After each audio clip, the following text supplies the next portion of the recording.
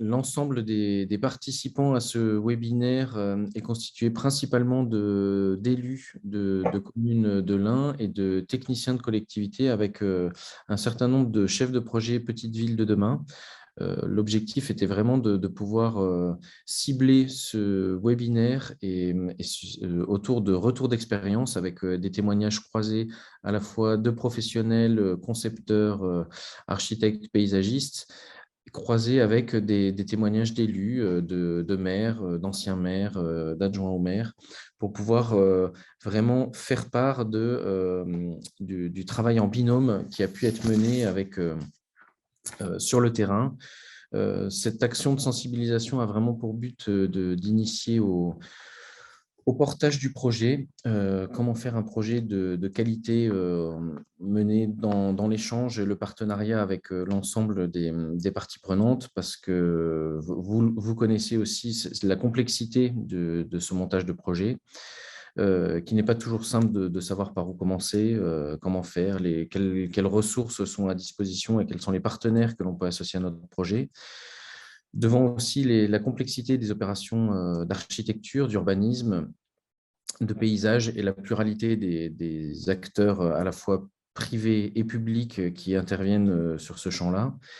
mais également la complexification au fur et à mesure du contexte et du cadre réglementaire dans lequel se situent les différents projets. Ce webinaire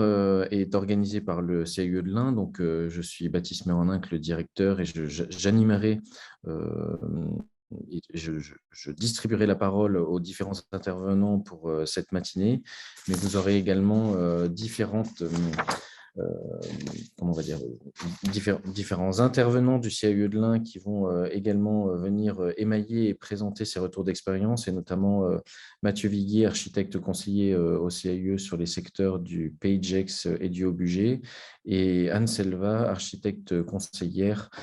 sur les secteurs du budget sud et de la communauté de communes de la Dombes,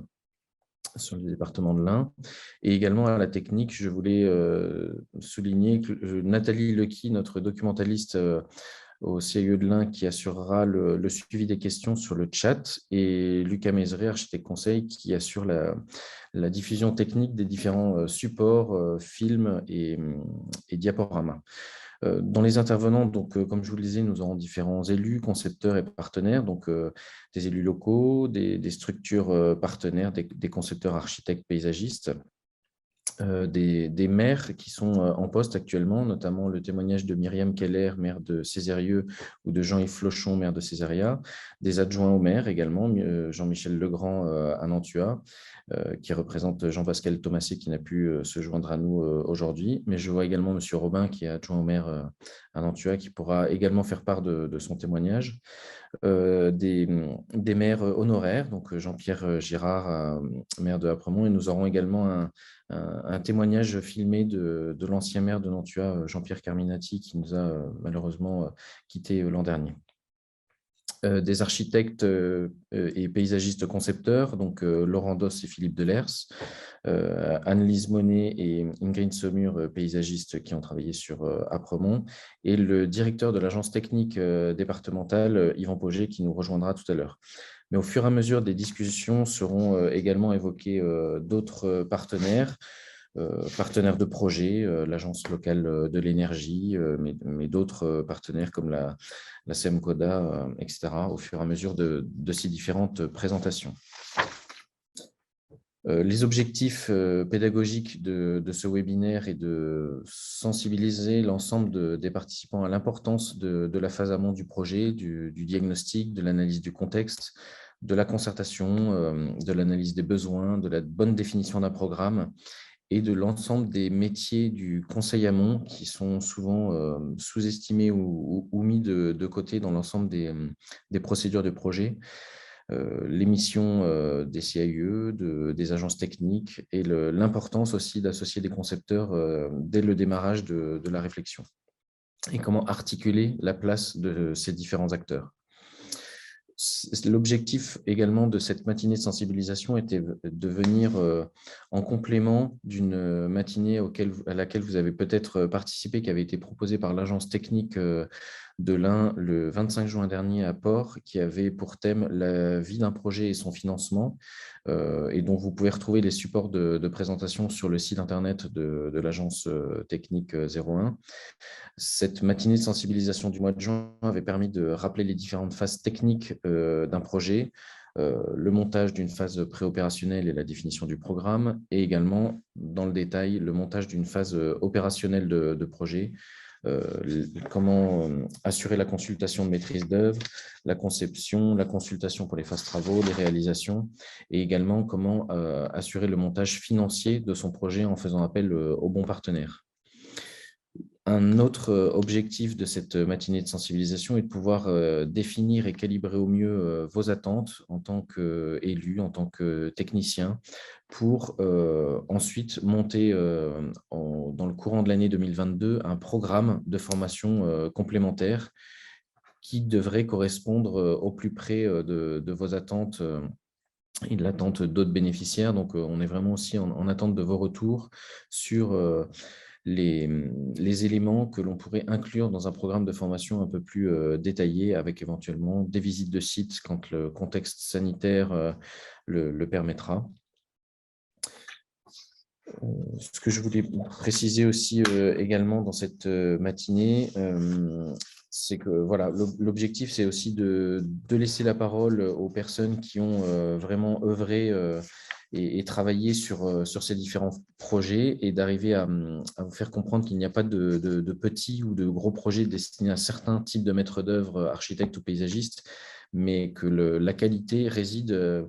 à partir du moment où le diagnostic a été bien posé, que ce soit sur l'ensemble des thèmes de l'urbanisme, de l'architecture, du patrimoine, de l'histoire, du paysage, de l'environnement, de la géographie, des usages, mais aussi avec une approche plus sociologique, anthropologique parfois de certains contextes de territoire. C'est ce qu'on va pouvoir voir à travers l'ensemble de ces retours d'expérience. Certes, chaque concepteur peut avoir une sensibilité différente et une approche spécifique qui va venir teinter son approche du projet, mais l'objectif est de pouvoir s'entourer, quand on est technicien ou élu, s'entourer de partenaires extérieurs présents pour vous accompagner dès l'amont du projet, vous mettre dans une position aussi de re-questionner le contexte, dézoomer, replacer le site d'un projet dans son cadre plus large, analyser, diagnostiquer, poser les bonnes questions et saisir les enjeux. Tout ça dans un objectif de moindre consommation foncière, d'une approche sobre, d'arriver à aussi acter certains choix, et de pouvoir assurer un certain renouvellement urbain de nos bourgs, de nos villages, et capter les enjeux majeurs en termes de développement et de préservation de l'environnement, du cadre bâti et de la qualité du cadre de vie de l'ensemble des concitoyens. On est tous confrontés aujourd'hui à une forte et constante progression de la population sur nos territoires ruraux, qui implique de conforter ces tissus urbains existants et de limiter la consommation de l'espace naturel et agricole. Donc, l'ensemble du cadre réglementaire aujourd'hui incite les élus locaux à une mise en œuvre d'une démarche de renouvellement urbain de leur territoire, et d'arriver à mieux comprendre et capter ces enjeux d'urbanisme sous-tendus par ces politiques de renouvellement urbain. Comment appréhender les démarches, quels sont les outils mis à disposition des collectivités, comment comprendre, évaluer, organiser le rôle de ces différents acteurs pour mener à bien un projet de renouvellement urbain, comprendre aussi les impacts que peuvent avoir certains projets en termes de densité, en termes d'acceptation aussi de la part de la population, et comment mettre en place une stratégie et un ensemble, une chaîne de projets qui vont permettre d'atteindre cet objectif. C'est ce qu'on va essayer de voir à travers ces retours d'expérience aujourd'hui, avec également des retours d'expérience diverses, à chaque fois avec des liens forts auprès de leur territoire, des projets adaptés à leur contexte, avec ce travail amont vraiment de qualité, qui a permis de montrer aussi qu'une diversité de types de projets était possible, des espaces publics, des équipements publics, des bâtiments neufs, en extension, en réhabilitation, et avec des tailles de projets différentes et des tailles de communes différentes, puisqu'on a voulu aussi proposer un panel de communes de 400 habitants jusqu'à plus de 3000 habitants.